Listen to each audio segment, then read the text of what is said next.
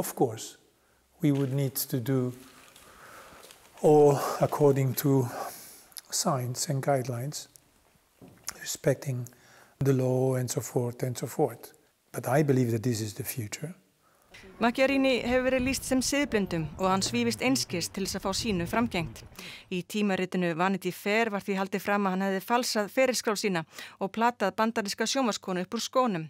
Konan var að framleiða fréttaþáttum Macchiarini þegar þau að sögn felldu hugi saman. Hún lýsir því þannig að hann hafi beðið hennar eftir nokkura mánaða samband og að hann hafi fullyrt að páfinn myndu gefa þau saman. Það hafi verið búið að prenta boðskortin þegar hún komst að því að Macchiarini var giftur og þetta hefði allt verið blekkingarleikur. Well, I will not comment on my personal life, of course. This article claims that my CV is false, which is a false statement. I am a doctor. I'm a certified surgeon. Andi Mariam lést 2,5 ári eftir ígræðsluna í kjölfar ýmissa fylgikvilla aðgerðarinnar. Annar sjúklingurinn sem fékk plastbarka á Karolinska lést eftir einungis 4 mánuði af óþekktum orsökum og þriðji sjúklingurinn lést á þessu ári. Macchiarini var kærður til lögreglu í Svíþjóð, meðal annars fyrir manndráp af gáleysi.